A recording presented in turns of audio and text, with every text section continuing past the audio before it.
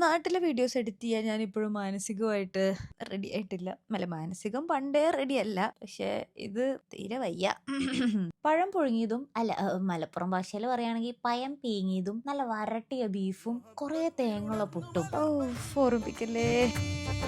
എൻ്റെ UDC mummy തിരക്കിലാണെന്ന് മുന്നേ പറഞ്ഞല്ലോ. കുറച്ച് കാലമായി പറഞ്ഞിട്ട്. പിന്നെ മടിയുണ്ട്, ഞാൻ എഡിറ്റ് ചെയ്തിട്ടില്ല, അതുകൊണ്ടാണ്. എന്തായാലും 33 തിരക്കിലാണ്, അതാണ് അതിന്റെ സാരാംശം. അതിന്റെ ഇടയിൽ ഏതോ ചങ്ങായി ഉമ്മാൻ്റെ അടുത്ത് വന്ന് ചോദിച്ചു ഉമ്മാൻ്റെ അടുത്തുള്ള മലപ്പുറം കത്തി ഓന് കൊടുക്കുമെന്ന്. അപ്പൊ ഉമ്മ പറഞ്ഞു ഉമ്മാൻ്റെ അടുത്തുള്ള ഏക കത്തി ഇപ്പൊ സ്വന്തം മോളുടെ നാക്കാണെന്ന്. ഞാനൊന്നും മിണ്ടിയില്ല. അപ്പൊ നിങ്ങൾ വിചാരിക്കും ഞാൻ അവിടെ വെറുതെ തിന്നാവുന്നതാണ്. അല്ല, ഞാനും എന്റെ കസിൻസ് ആക്ച്വലി സഹായിക്കാമെന്നാണ്. ഈ ശ്വാസം വിടാൻ കിട്ടാത്ത തിരക്കിന്റെ ഇടയിൽ ഉമ്മാന്റെ സ്റ്റാള് നടത്താൻ അവിടെ ആരെങ്കിലും വേണ്ടേ എന്നുള്ള നല്ല മനസ്സുണ്ട്. മനസ്സാ വാച കർമ്മണ ഒരു തെറ്റുപോലും വിചാരിക്കാതെ സഹായ മനസ്കതയോടെ മാത്രം വന്ന ഞങ്ങള്. പക്ഷെ ഞങ്ങൾ അവിടെ ഇരുന്നേ പിന്നെ ഒരു കച്ചവടം നടന്നിട്ടില്ല. അപ്പുറത്തെ സ്റ്റാളുകാർക്കൊക്കെ ഞങ്ങൾ കച്ചവടം ഉണ്ടാക്കി കൊടുത്തു. ജ്യൂസ് കുടിച്ചു, കേക്ക് തിന്നു, എന്തൊക്കെയാ. ഞങ്ങളോടൊരു കാര്യം പറയട്ടെ, നമ്മളെ വാപ്പയും ഉമ്മയും ചെയ്ത എന്തോ സുഹൃതം കൊണ്ടാണ് നാട്ടിൽ കൂടെ പോണ രണ്ടാളെങ്കിൽ രണ്ടാള് നമ്മളെ മുഖത്ത് നോക്കി ചിരിക്കണത്. അല്ലാതെ നമ്മളെ കൊണ്ട് ഒരു മനുഷ്യന് നല്ലത് പറയിപ്പിക്കാൻ പറ്റിയിട്ടില്ല എന്നുള്ളത് എനിക്ക് അന്ന് മനസ്സിലായി. കാരണം ഞങ്ങൾ വന്നിരുന്നിട്ട് ഉണ്ടാക്കാത്ത കച്ചവടം ഉമ്മ വന്ന് നിമിഷ നേരങ്ങൾ കൊണ്ട് ഉണ്ടാക്കി. മാതാപിതാക്കൾ ഒരു പ്രതിഭാസം തന്നെ. അതുകൊണ്ട് ആ ക്ഷീണം മാറ്റാൻ അവരെ കൊണ്ട് തന്നെ ചെലവ് ചെയ്യിപ്പിച്ചു. മൂക്കുമുട്ട തിന്നോണ്ട് ഇനിയിപ്പോൾ സുഖമായിട്ട് കിടന്നുറങ്ങാം. അപ്പോൾ lovely people, bye, good night.